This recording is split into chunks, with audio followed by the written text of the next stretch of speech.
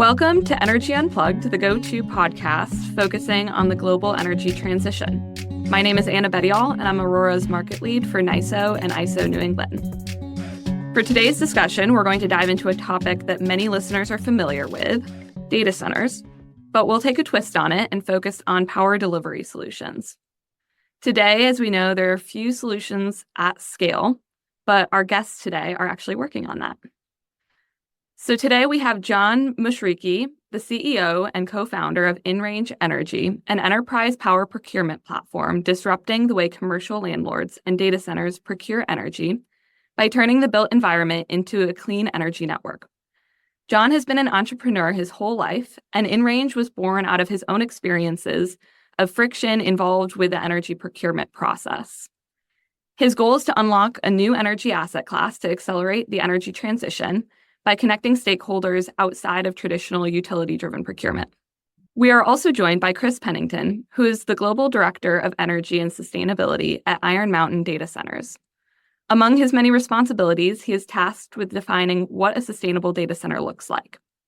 This encompasses topics from water use to biodiversity, but the cornerstone is clean power. Iron Mountain offers data center co-location, which means their customers lease space within their data centers. As AI continues to boom, Chris and his team are on the forefront of thinking about the balance between our digital needs and decarbonization. Welcome, John and Chris. Thanks, Anna. Great to be here. Thank you. It's a pleasure to be here.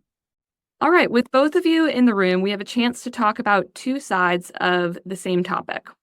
So let's start the conversation grounded in the state of data centers today. So Chris, could you tell us about Iron Mountain's vision for data centers and sustainability, particularly balancing the trade-off between decarbonization and keeping the lights on? Sure. Thanks, Anna, for the chance to have the chat today. Looking forward to the discussion. So at Iron Mountain, we operate a global portfolio of co-location data centers across multiple markets, and we're seeing firsthand this growth in digital demand. And I think along with it, what we're seeing in the industry is kind of this new expanded definition of how we think about the word sustainability. So historically, sustainability has been very focused on the preservation of natural resources. And well, yes, we still need to do that. That's true. I think more and more so, we're thinking about sustainability through the expanded definition of the ability for a process or a function to continue to thrive in the future. So it's kind of like the historical definition has been about not compromising the needs of the future while meeting the needs of today.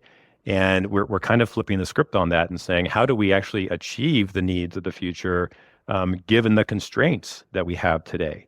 So this view of sustainability is about preserving natural resources. It is about clean air and biodiversity and water availability and our impact on the planet.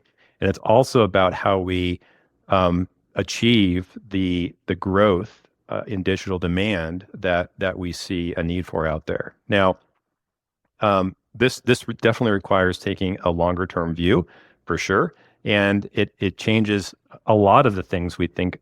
It changes how we've done things historically into new models, including how we buy the energy for our data centers. And so to keep us grounded in what today looks like, can you tell me just a bit more about what that power purchasing complexity looks like in the market right now without the help of InRange? So it's changed a lot in a relatively short period of time. So historically, and look, the energy system has been operating for over 100 years.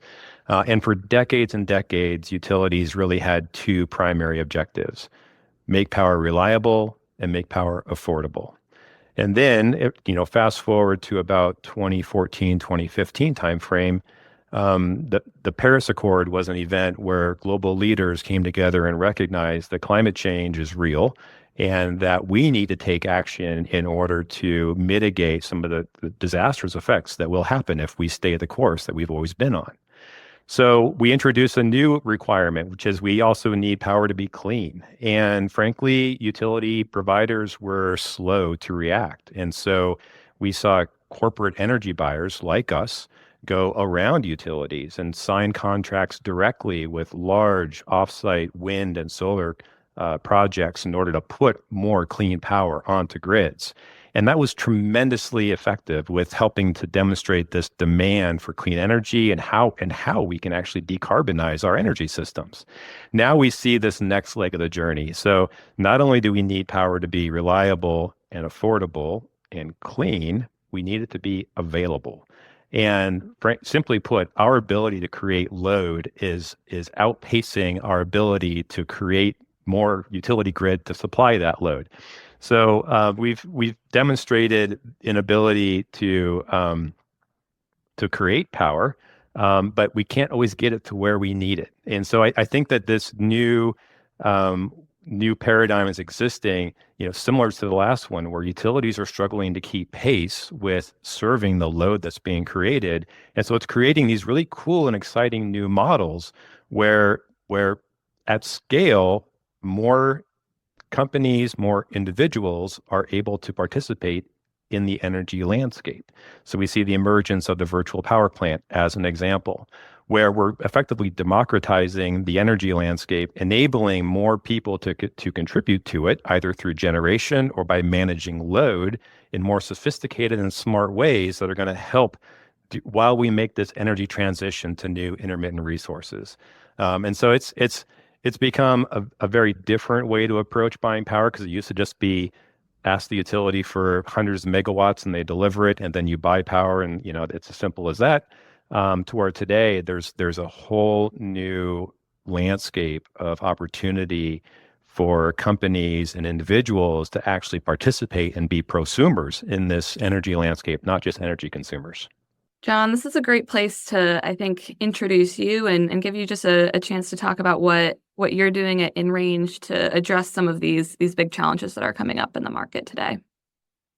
Brilliant. Thank you. From our perspective as InRange, it's been taking a look at energy buyers such as Iron Mountain, large energy buyers, medium-sized energy buyers, and how do we simplify their energy procurement process? One is how do we simplify it, but the other is taking a point from what Chris was talking about. How do we make it available? And available within months as opposed to within years. And for us, that's taking a look at the built environment, and where we see an enormous amount of potential unutilized commercial footprint that can be converted into an energy asset. And by streamlining that entire process through multiple stakeholders, whether it's landlords, whether it's tenants, whether it's energy buyers, we believe that we're creating what we keep on repeating is a new energy asset class that currently is not an option for large energy buyers like Iron Mountain. And this idea that behind the meter generation can be used strategically to meet data center demand with that clean electricity is not new. This has been around for a while, and it's a concept that a lot of the listeners today have been interested in.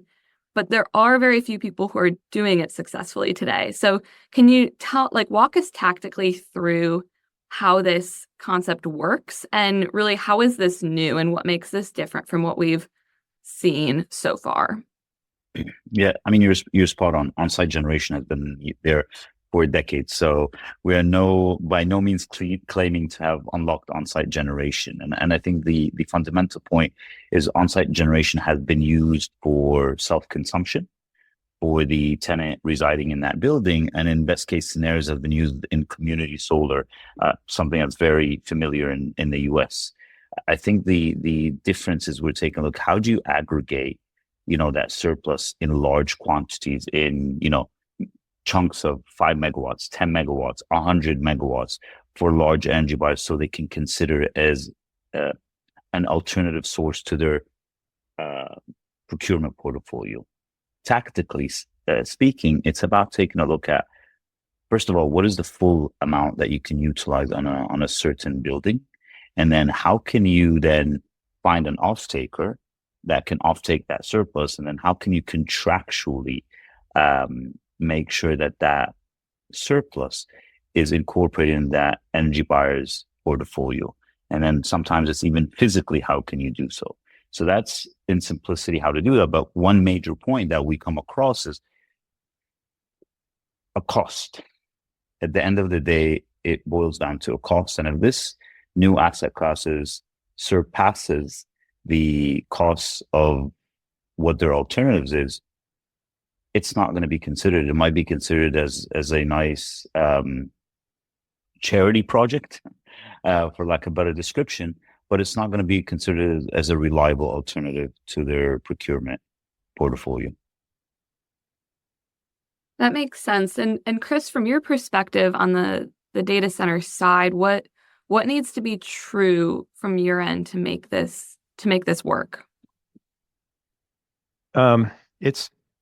There's clearly an energy challenge for the data center industry today in many markets where we've demonstrated an ability to create load faster than what can be met by local grids and generation plants. And so we need all the energy resources that we can get access to. And on-site or behind the meter is great in concept. In fact, we've done this in New Jersey at our data center, which has, I believe, the largest data center rooftop mounted solar system in the U.S. So we're big fans of on-site generation. The challenge is that data centers use a tremendous amount of energy to be as productive as they are, and there's not always enough space on site behind our meter for that energy demand to be met. And so the next thing that would be good for the data center industry would be to look for ways to really optimize the surrounding area around the data center. And what we see when we look on a map at a data center is typically in a industrial area is that there's a ton of roof spaces that are not optimized around us. And so how do we turn those roofs into energy generation assets that effectively work similar to our behind the meter rooftop solar system? I think that the key elements there is, as much as possible, it should be as close as possible. And there needs to be an efficient mechanism with the local utility or delivery provider to enable that generation to be efficiently put onto grids that we're pulling power off the grid. This reality that it matters where and when clean energy goes onto grids and how we consume that energy is really the cornerstone of our commitment to what's known as 24/7 carbon-free energy.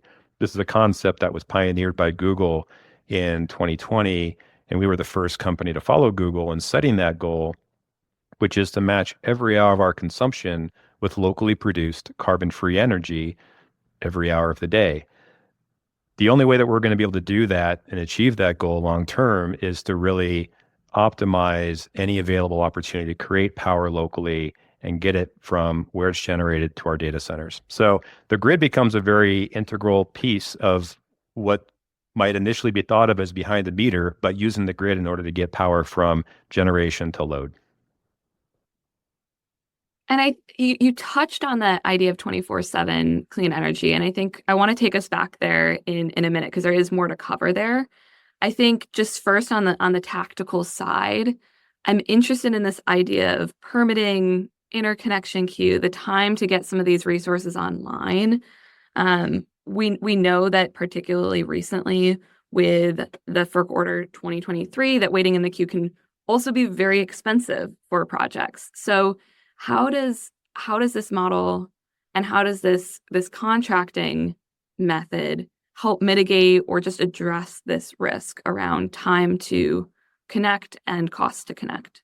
I think what InRange has innovated and developed is actually one of the keys to unlocking some of the friction that's in the system that you alluded to there, Anna, just now. What we see is that the old model of centralized generation and utility grid that serves load is a model that doesn't scale to meet the needs of businesses today. And even large, kind of distributed generation projects connected to the grid to meet load is struggling to keep up. And so I think, again, I'll go back and say we need to be optimizing every opportunity to create power locally and get it efficiently to where load is. So I think smaller scale projects have the opportunity from an engineering study standpoint, an interconnection standpoint, to operate just on more of that distribution grid level and get to development and serving load faster. And that's one of the things that makes me super excited about the work that InRange is doing. Yeah, I mean, I fully agree to what Chris said. And tactically speaking, if you take a look at our grid application processes, given the size of export, once you hit a certain threshold, in the UK at least, it's above 1 megawatt, you get hit with large queues. So one of the things that we take a look at is staying right below that 1 megawatt, so at 950 kilowatt peak. But with 10 buildings, you're almost at that 10 megawatt, which is sizable. That is a fundamental difference for us in the UK, where you're looking at 3 months maximum of a grid application process versus years of waiting. The other point that we fully look at is resilience. When you have a 10 megawatt facility spread over 10 buildings, even if one is non-operable, you still have 90% of that 10 megawatts operable, which a lot of people are concerned about. It comes with its operational execution challenges on number of landlords, number of tenants. And that's one of the things that we double click and double bet on is, how do we take a look at a portfolio approach with a landlord? How do we take a look at a portfolio approach with tenant? And how do we focus on what Chris said, which I think is a super important point, on the same business park, on the same industrial park, on the same retail park? If you take a look at where data centers are, if you take a look at where Iron Mountain data centers, you're going to find right beside them is a whole bunch of large shed warehouses that have the complete opposite problem of what Iron Mountain has, and that they have this enormous amount of rooftop space, but only have 5% demand for the total commercial footprint. And they don't have an off-taker to take it. And that's why I fully believe that data centers have a fundamental role to play as a good merit citizen of how they enable the rollout of these assets. And without their ability to offtake on the long term, these assets will probably not see the sun. No pun intended there. Yeah, I think that's an interesting point on the contracting being an unlock for some of these commercial partners. They're really taking a bet that the data center can act as that firm off-taker for the lifetime of their projects. How have you thought about just accounting for the risk that a data center could close or move, or that energy consumption could change? I would love to hear either of your perspectives just on what's the risk there, if any. Yeah, I mean, as from our perspective, and I'm sure Chris might have a different perspective, but as a generator, when you take a look at what's happening when a data center is offtake, and it goes back to a credit profile of an offtaker, it boils down to a contractual agreement, but it then looks at their reliance from a business perspective and what is the probability of them actually closing down. But that risk is there, for any business who's off-taking energy. And then you take a look at it from an institutional financial perspective. If a data center steps away, are there other off-takers? Are there other businesses that will take the energy as we go, as the growth of demand for energy is happening on a day-to-day basis? And then lastly, it ties to this point that just goes back to 24/7 energy, which we are a signatory and a big believer of as well. So whether it's a data center buying the energy or electrification from an EV perspective for EV charging points that are right there, but it boils down to our fundamental core belief in range is matching time and location of production with time and location of usage. Agree with John's comments there. And I think we know today that generation of power from solar can be the lowest cost generation on the grid. And so what I think the work that InRange is doing to enable all these rooftops to become generation assets, the thought here is that when you're creating the lowest cost power on the grid, there will always be a buyer for it. And this brings us squarely around to that conversation about intermittency. So I think there's a couple schools of thought that I've seen just on using intermittent resources to meet that 24/7 load. Of course, you can address that by flattening that power output, by using a battery, by using nuclear even as your behind the meter solution, or you can work on matching your load to that generation profile. I'm curious, Chris, just given your commitment at Iron Mountain to match your load with clean energy at every hour, how do you think about those options? What do you think will prevail? I think it's going to be an all the above type solution set that we need. So we've been on the journey now for several years, having set our commitment to 24/7 in 2021. And we've learned a lot along the way. We've learned that it's not always easy to understand how much power you do consume every hour, every day.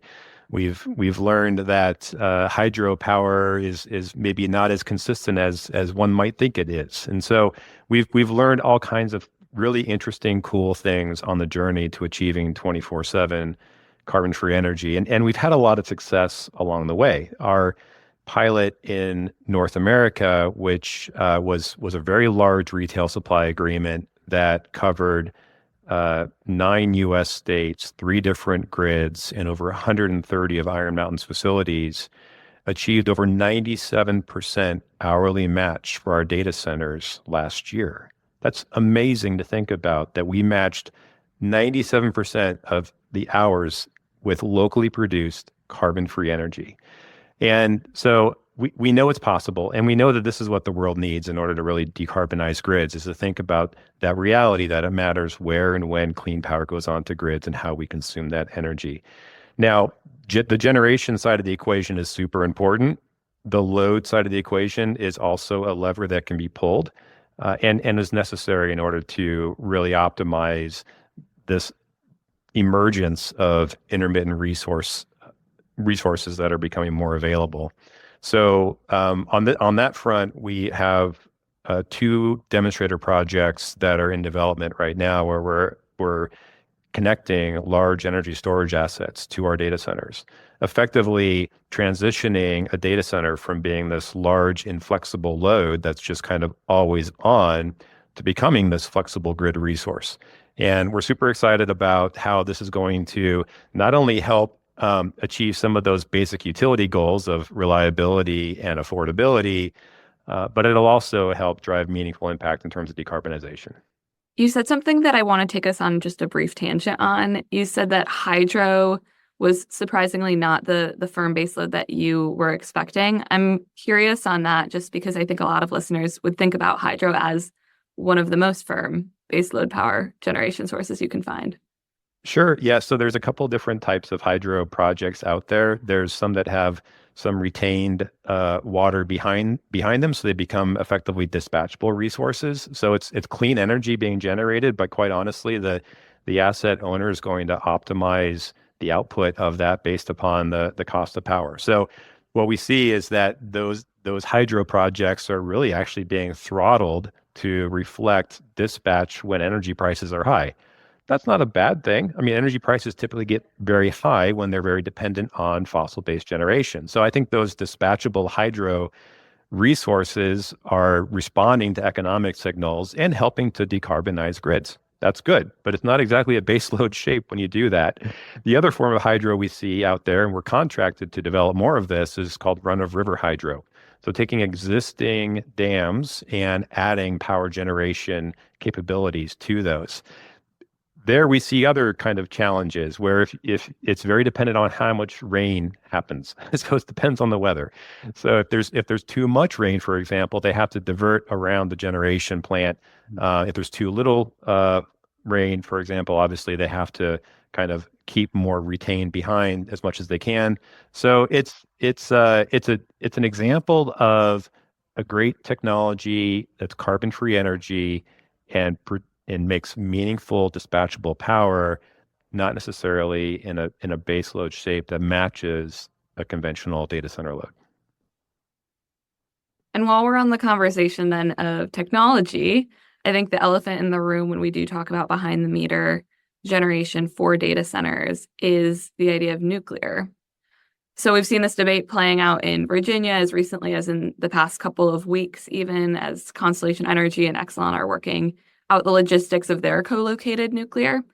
I'm curious, of course, this is very location specific and not available across all sites, and you both are concerned with global loads. But for where it could be feasible, Chris, would you consider nuclear co-location as a reasonable solution, or what should we keep in mind on the data center side about nuclear? This is absolutely a solution that is coming to market and will exist in the relatively near future. So it goes back to what I said earlier about that fourth new demand that we have from utilities, and that only needs to be reliable power and affordable and clean, but it needs to be available. And here we see a lot of grids just struggling to keep pace with the demand. And so you see these corporate energy buyers from the world's largest technology companies making very clear advanced purchases for capabilities to produce power on site from nuclear. And I think it's brilliant. I think this is an example of how the clean energy transition will continue to evolve. There's not going to be a nuclear plant attached to every data center in the future. So it still has to be the right solution for a given challenge. But in some power constrained markets, absolutely, yes, this will make a ton of sense. It's also not a silver bullet, so to speak. It doesn't solve, it creates a lot of challenges as it solves a lot of problems along the way. So I think we will collectively see it emerge as a solution for larger scale data centers that just have massive loads that, frankly, are best served with on-site power generation. But there are millions of data centers around the world, and the vast majority of them will continue to pull power from the grid and not have on-site behind-the-meter nuclear, but some will.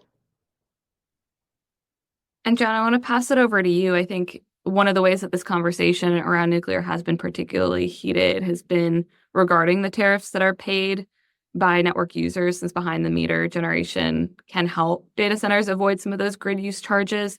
How have you thought about this at InRange? And are you facing this similar challenges, or is that something that you feel is a different story because it's solar and commercial partners? I mean, from our perspective, we take a look at the procurement of a user, in this case, a data center. And I think Chris nicely said that there's no one solution that will fit all, whether it's solar, whether it's nuclear, whether it's hydro. And from our perspective, it's a portfolio approach. And how do we bring, new types of generation? In this case, it could be solar, it could be battery, it could be, in the future, it could be nuclear.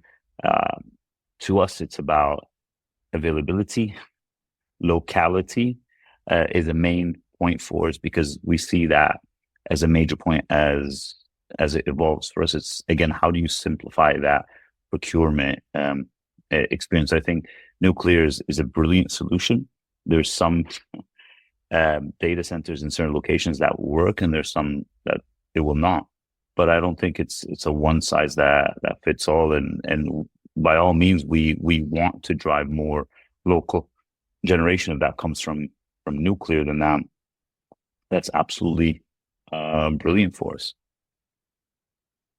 And John, can you put the size of the opportunity just into perspective for us, just in the US and globally? How much energy could we unlock from your model connecting and industrial partners with data centers?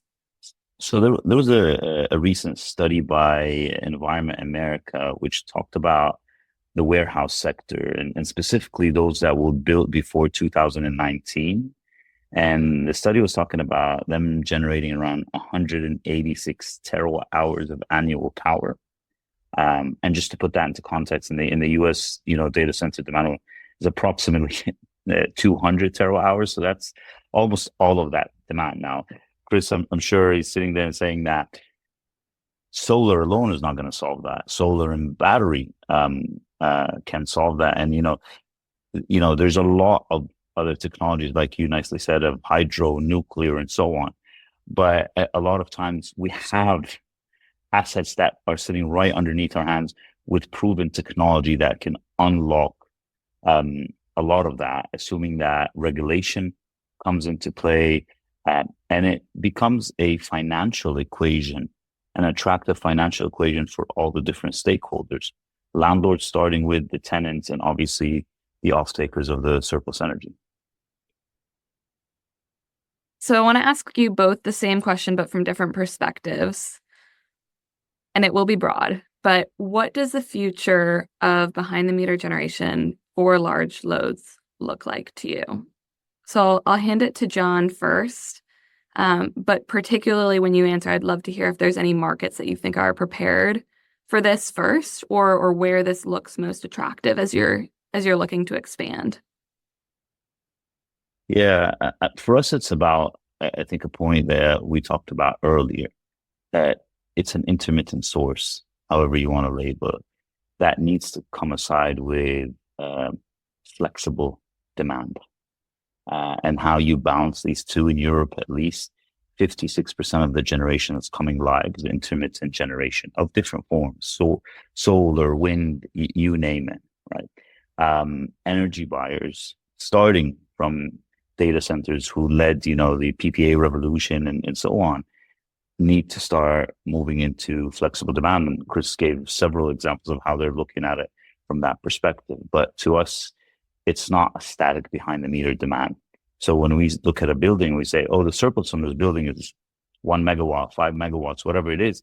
That's changeable based on the time, based on the location, based on the generation, to reduce that stress on the grid, but to fulfill the demand of customers in different operation. And what we call the art or the orchestration of balancing that load with the generation, matching supply and demand on a minute by minute basis, a half an hour by half an hour basis, is how we see the future. So John used the word there, I think is it really resonated with me, which is this word flexible. And so I think the future of the concept of behind the meter is one that needs to be a little bit expanded to say, how do we produce as much power locally within distribution networks as possible, and kind of consider that distribution as network as behind the meter. So I think an expanded view of what behind the meter means, it doesn't just mean behind my utility meter, it probably is more like within my distribution area, makes a ton of sense. And that's a key to unlocking the power generation opportunities that exist. And then the other word that comes to mind is democratize, I suppose, or kind of this prosumer aspect, where we recognize that commercial real estate has a tremendous footprint around the world and is a tremendously untapped resource from a physical space standpoint. And the opportunity to add value to that tremendous built environment by enabling it to participate in local power generation and distribution, I think that is what the future of the quote unquote behind the meter kind of landscape looks like. And Chris, do you think it goes so far as to say that folks making decisions on data center locations would take some of these considerations into account? For example, where there is renewable or behind the meter potential in the future? To some degree, yes. And we see that in development of data center where the loads are not necessarily dependent on being close to certain population zones. And so we see a lot of data center development, large scale development in more kind of rural areas. And they're going to be purpose-built facilities, as an example, to perform some AI training model type functions. And so we'll always have applications, some streaming applications, podcasts and banking and autonomous vehicles that will depend on low latency type services from data centers. And so you'll need data centers close to where these population centers are in order to fulfill that need. And there's going to be a whole bunch of digital demand that's going to not be dependent on being very proximate. So I think in those cases, yeah, if you could choose to build a data center anywhere and you didn't have to be close to somebody, absolutely, we would choose to to do it someplace where it was easy to keep cool and had lots of carbon-free power 24/7. So we're gonna see, yes, that will be a factor, and we're going to continue to see data center needs in areas where clean power is not readily available today. And just following on that point, which I think is a very important point, we already see this on the commercial real estate perspective, where you find landlords engaging from us before going through an acquisition of a building, where they're taking a look at what is the energy generation, what is the revenue generation potential from energy in this building, and how does this add to our valuation, and what type of tenants can we attract to this asset because of it. And if you take a look at two identical buildings, and one that has a better generation potential and a better revenue potential, that impacts the valuation and impacts the acquisition of that building. Well, as we wrap up here, I want to ask one final question, just rapid fire. I'm asking you to look into a crystal ball. So this will be the John and the Chris opinions on this. But how optimistic are you that AI will act as a net benefit to decarbonization efforts by, let's say, 2030? There's a lot wrapped up in this, but I'd be curious. This was a conversation we had in our pre-call. I'd be curious what you think about this. I do think that AI is a net lever, not a net load. So I think that it adds value, but I think whether it is helping to materially decarbonize by 2030, I have my doubts. I think that in the near term, we're going to need more power everywhere around the world in order to support a lot of very intense workloads from AI, which ultimately then become very distributed workloads for AI, because AI kind of comes in various forms and fashions. But I think long-term, yes, it'll help us solve a lot of the really tough challenges that face us. I think in doing so, it will end up concentrating energy loads in certain locations where this really advanced compute is happening. And that will bring, in some markets, a need for more power from fossil-based resources to fuel in the short term. And so we see that playing out today. So by 2030, perhaps immediately right now, I think it's challenging to keep up with the load demand from AI. But in the long run, 10, 15 years, I think AI absolutely is a lever and not just a load. Yeah, I look at AI from two different lenses. One is I see it as an urgency driver, similar to, when everyone put net zero targets and net zero goals and et cetera, which started causing a lot of energy buyers to move quicker because they need to meet these targets and goals. So I see that aspect, because you need to find new sources. You need to find new reliable sources. And as Chris said, available now and at a cost-effective price. And that will cause innovations, and that will cause people to start taking maybe a bit more risks in how they procure and opening up avenues of sources. So from that perspective is one lens that I see. And the other lenses I see is, going back to your question, is what is your evolved vision of behind the meter? And the answer that Chris gave, I absolutely love. And, we look at behind the meter from one building to an industrial park, to a neighborhood, to the entire distribution network, and how this could become a reliable source using reliable technology like AI. So I see the two different lenses. I mean, I'm always an optimist. I'd like to see it in, 2027, whether it's going to happen, or 2030. But I think it's, I think this is a call out or a shout out to everyone that has the ability to make that impact. It's fundamentally in our hands, whether you're providing energy or you're buying energy. It's in our hands how we want to shape that future is how I see it. Well, that is a fantastic note to wrap up on. Thank you both so much for your time and for the insights you shared today. Thanks, Anna. It's a pleasure. Thank you, Anna. That was Anna Bettiol, Aurora's market lead for NYISO and ISO New England, talking to John Mushriqui, CEO and co-founder of InRange Energy, and Chris Pennington, Global Director of Energy and Sustainability at Iron Mountain Data Centers. Thanks for listening to Energy Unplugged. Do keep an eye on our podcast feed for more in-depth conversations with senior members of the energy industry. The best way to do this is to follow or subscribe to the podcast via whatever platform you use.